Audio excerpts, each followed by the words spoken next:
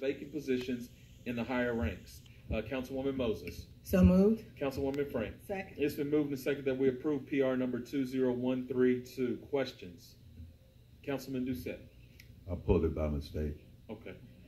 Oh, you got Councilman Lewis, though. Thank you. Councilman Lewis has something. Not so easy. How many vacancies you have there? We currently have 6. You got 6, and that's the upper limit. Yes. How does it look like the community? Is it going to look like the community? Does the what? Is it going to reflect the ethnic makeup of the community, these high positions that you want to fill? I don't know yet. The tests haven't been given. Say again? The tests haven't been given. Okay. Well, you know how it is when you're throwing, you're casting your net out there. If you don't pull back what you want, you throw it back and cast it further. Okay, until you get what you want. There you go, Chief. We appreciate you this evening. It's been moved and seconded that we approve PR number 2013. Oh, with Mayor Pro Tem, I'm sorry. Yeah, I'm not through yet. I want to. Chief? I want to. Get your steps in today. I want to ride Councilman Lewis' coattail about the same thing. You know, we talked about, you and I discussed that several times, about the makeup of your higher-ups. Yes, sir. Yeah. And we had some serious discussion about that. I hope you really take into consideration, and I would do everything legally possible to make that happen. We want to, legally. You know, we had a lot of years to make it legally happen, and you know, so hope to work on it a little harder. You know. Councilwoman Moses. Thank you. I'm sorry. Thanks, Chief.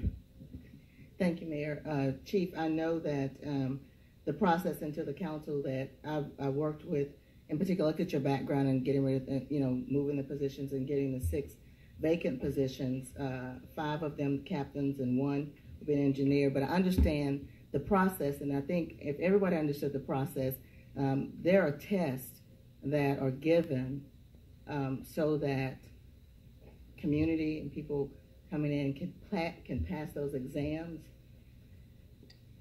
I think that it's not as easy as we sit here and say to hire. You have to pass the test, and they have to study for the exams. They have to do the work that's associated with becoming. I did this for almost 15 of the 18 years I worked here in administering the exams for fire and police.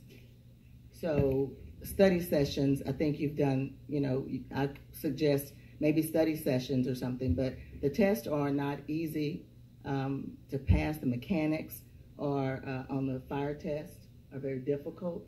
But if we start recruiting, maybe in the schools, we're starting with the Explorer program, and thank you all for pushing for that. The meet and greet is going to be coming up in March. And so we're starting early. What I'm saying is that basically it's not as easy as we sit here and think to recruit and hire.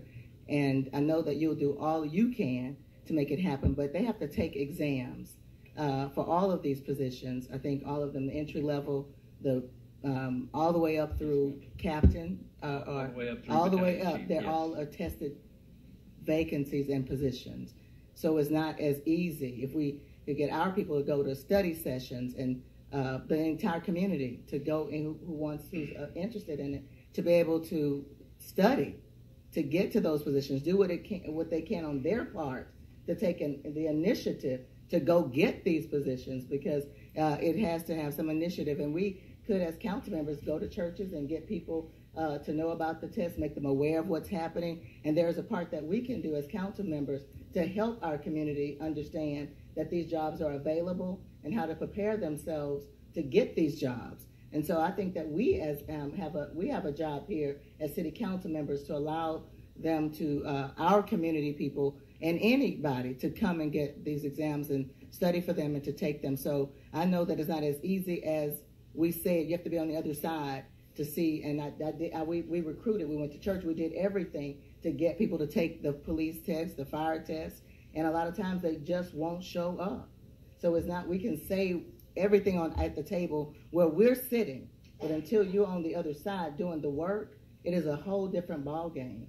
And so with that effort, I know that you all are doing all you can, going to different cities, recruiting people, and are y'all accepting, with all of what I've just said, do y'all accept certified firefighters still, or you have to still test with an entry-level exam? No, the firefighters can take, the 45. potential candidates can take the exam, but we can only hire firefighters that are certified as firefighters and EMTs. That are already certified? Yes. But basically, the exam is what promotes or gets them entered, and then the exams is what get them promoted. Correct. Okay. Councilman Lewis. The study material, are they allowed to study on the job, or they? Yes, we provide the study material. They can study while on the job, and the tests, in fact, I think the tests were actually the promotional tests were actually posted today, so within 30 days we should have the test being given, and then it probably takes about 2 weeks after that to get civil service. Can they check the study material out and take it home with them? Yes. Okay. Now, are these positions impacted by the union? Is these positions these are union? No. Yes, so they're not. Let me explain to you what I'm getting at. In the past, we have got the union to set aside position, okay? Mm-hmm. We set aside 10 positions. You probably went to city, we set aside 10 positions. And then we wrote a letter, and we all signed, the council members signed, and we sent it to all of the churches and organizations. There's so many people responded. They used to give the test right down in the basement, City Hall. So many people responded, we had to give the test in the Civic Center.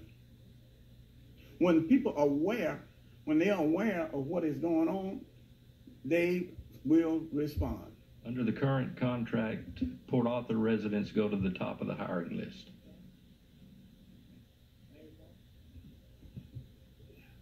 Okay. Larry, Chief, I'm not going to sugarcoat it like most people doing it.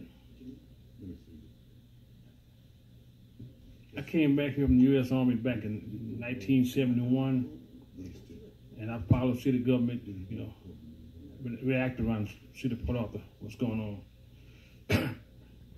In all that time, Chief, I've never seen, if I'm wrong, correct me, a minority in the command staff, the fire department, in all these years. This you and I had minorities in the captain's rank currently. Command staff, you know what I'm talking about, white shirts. You and I had a discussion that when it comes time to go put a fire out, if you call about a fire somewhere, we don't discriminate. Everybody go put the fire out. If it comes time for medical emergency, everybody go to medical emergency, or drowning, or whatever the case may be. But in my opinion, I'm speaking for Cal Jones, Councilman Jones, in my opinion, when it came time for promotion, some way, somehow, I don't care if we go to churches, I don't care if we go to football games, where we go, could never find minorities. Some way, somehow, to get in the command staff. And if everybody all these years you can't find minorities to pass a test to get in command staff, something wrong with these United States of America, something wrong with Port Arthur. I'm not going to sugarcoat it. In all these years, how long you been chief, Larry? 14 years. 14 years. 14 years, we can't find nobody to pass the test nowhere, So, you and I had discussions several times. I'm going to keep beating dead horse, I guess, whatever the case may be, but